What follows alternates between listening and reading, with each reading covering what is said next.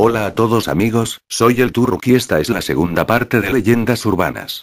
Y bueno, he traído un invitado, mi amigo y colega, Karmai14. Hola amigos, como lo ha dicho este miedoso, soy Karmai14 y he venido a ayudar al Turuk para contar las leyendas urbanas. Bueno, cuenta tú la primera leyenda.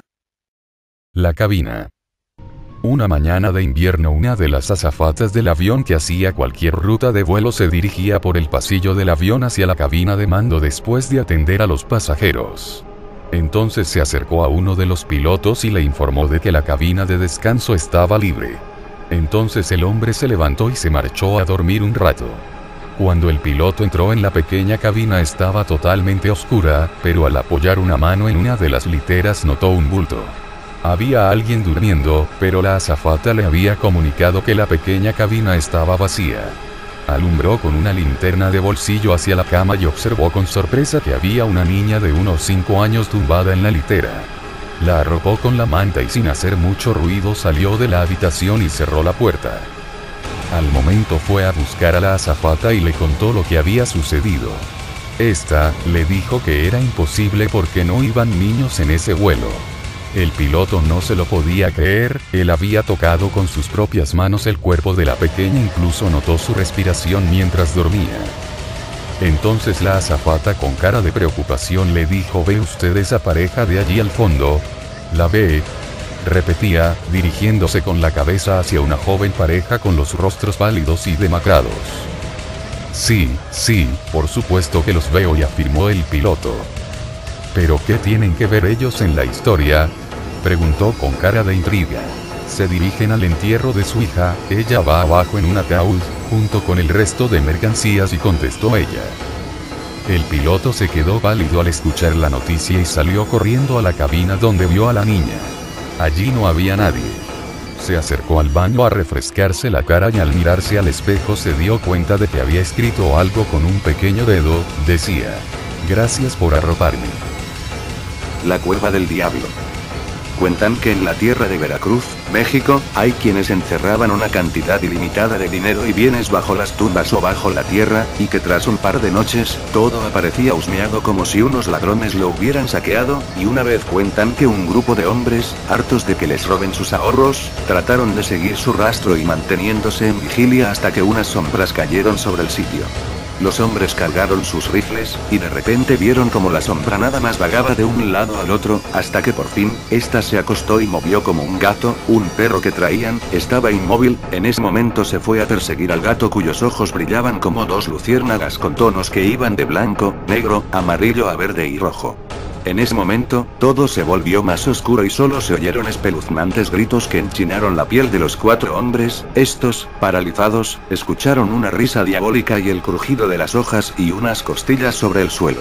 Los hombres no daban crédito y estaban paralizados. Poco a poco, los pasos se acercaron más. 2 de ellos se armaron de valor y corrieron hacia donde estaba el sonido. Otro más huyó, el último se desmayó. Solo se supo que se oyeron gritos y una gran pelea, como si una pantera atacara y un montón de serpientes lo hicieran también.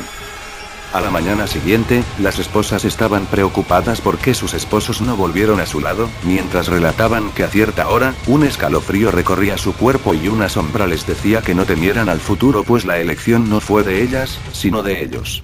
Solo una mujer no estaba presente, era aquella cuyo esposo se había desmayado, en poco tiempo había desaparecido. Su casa parecía abandonada y nadie estaba cerca, no había rastro alguno. Pronto su familia empezó a preocuparse, entonces un día empezó a desprender un olor nauseabundo como a tripas asadas en descomposición. Toda la colonia urgió para que se abriese la puerta y el escenario, a las 12 del día, no era muy apto, hacía mucho calor, pero aún así la abrieron. A diferencia de lo que habían imaginado, encontraron una casa muy fría, muy diferente a lo que se sentía fuera. Habían pedazos de carne por toda la casa. Al fondo, la única luz que se veía era la de un caldero hirviendo, que emanaba un rico olor. Estos estaban prestos a continuar cuando algo los detuvo. A uno de ellos los agarró una mano pequeña y a otro lo agarró otra mano fría. Al voltear solo vieron la mano en descomposición de la señora que les decía: cuiden de ellos, cuiden de mi esposo. Y más adelante, se escucharon 2 risitas, que eran las que estaban al lado del caldero. Las personas que habían acudido, estaban paralizadas, solo pudieron mirar que eran 2 niñitos parte gato, parte mula, parte humano, que les sonreían y les invitaban al festín. Les dijeron que estaban cocinando lo más rico, la cabeza de los 3 que se habían movido que estaban invitados, pero a cambio debían darte parte de su cuerpo para el festín. Al no poder aguantar más, salieron corriendo. Días más tarde regreso del monte el que se había desmayado, estaba todo golpeado y ensangrentado, olía a azufre y a muerto, pero traía consigo un morral lleno de monedas de oro, y relató que encima, cuando despertó, sintió que miles de arañas y de garras le habían pasado encima, y que un gato rojo del todo le dio a elegir, que saldría con vida si rescataba a unos piratas y conseguía entrar a la cueva y salir con todo el oro que ahí había, o que si no, su vida cesaría de existir, pero salvaría el alma de su avariciosa esposa. El hombre entró a la cueva y se encontró frente a un paraíso de soledad, pero lleno de oro y todo cuanto jamás había imaginado. Pronto ideó el modo de salir y vio 2 estatuillas, que le dijeron que salvaría su alma si él quería, y él les dijo que sí. Estos le pidieron una parte de su cuerpo como prueba y él no supo qué darles. Al no decidirse, pasó un momento por su mente la avaricia de su esposa y les dijo que ellos eligieran. Estos le dijeron que ya estaba decidido, y tomaron vida como 2 duendes que le indicaron dónde estaban los cadáveres de los piratas y le ayudaron a sacar todos los tesoros. Los piratas solo desaparecieron dándole las gracias y le dijeron que ellos saqueaban tesoros, pues hicieron una promesa al diablo de que le traerían grandes tesoros a cambio de su vida, pero ahora, estos tesoros le pertenecían a él por haberle salvado. Tras narrarle todo lo que pasó, el chico con el rostro asustado y atónito preguntó a los pueblerinos, amigos y familiares, qué había pasado. Tras escuchar el relato de lo sucedido, él decidió suicidarse en su casa maldita, dejando a sus pies un tesoro que jamás fue encontrado. Dicen que volvió a la cueva y que espera al valiente que lo pueda rescatar y así salvar el alma en pena de este hombre y su esposa que aún ronda por una casa abandonada buscando tesoros y víctimas para alimentar su vida eterna. La hija de la perra.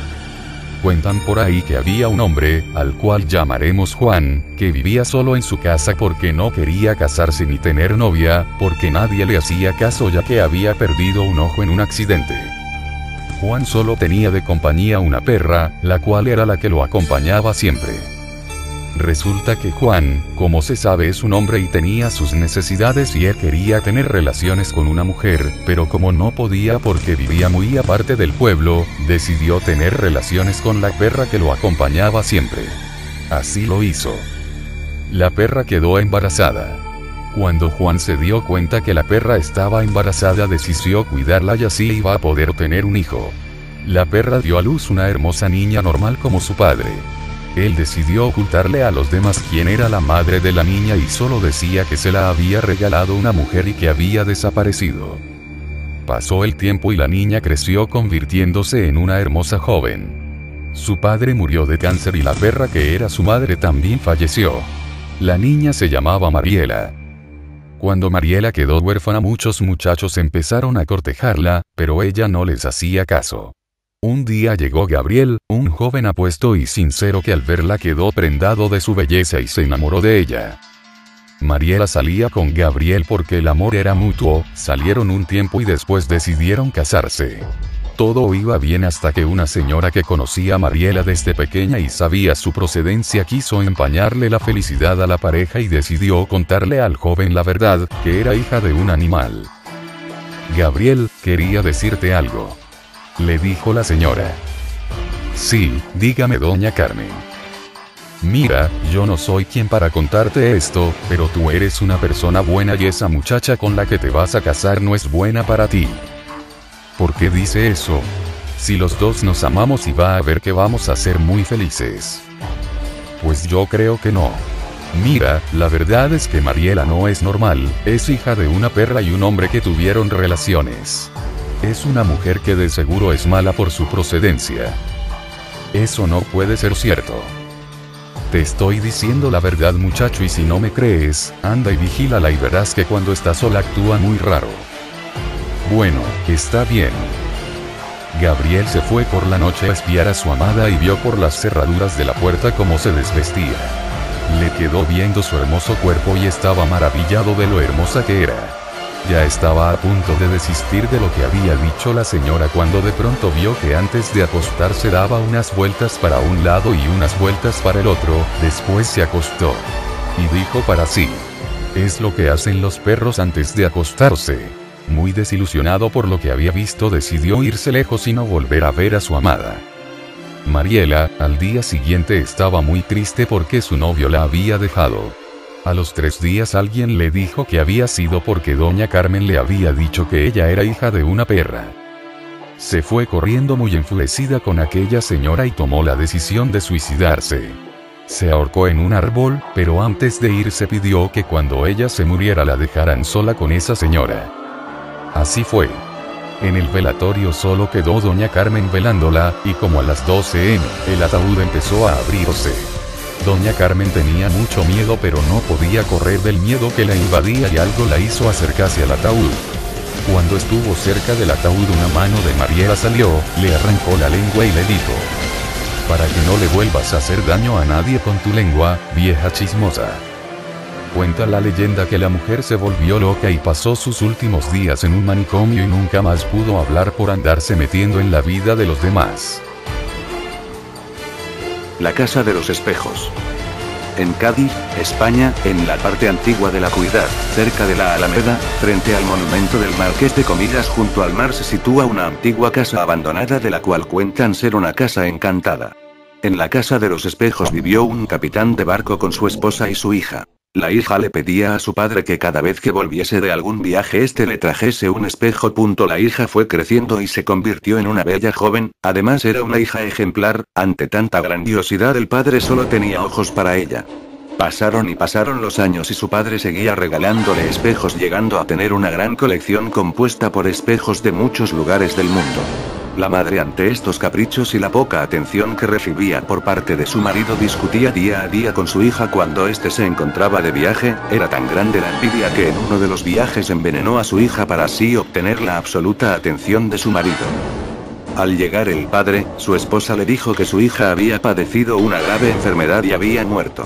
El padre, enloquecido, no podía creer que su ojito derecho había muerto y arremetía contra todo, cuando entonces vio reflejado en los espejos la muerte de su hija y el envenenamiento por parte de su madre. Al saber lo que realmente ocurrió, logró que su esposa confesara, fue encarcelada muriendo al tiempo. El esposo se marchó de la casa para no volver jamás. La casa desde ese momento hasta día de hoy continúa inhabitada.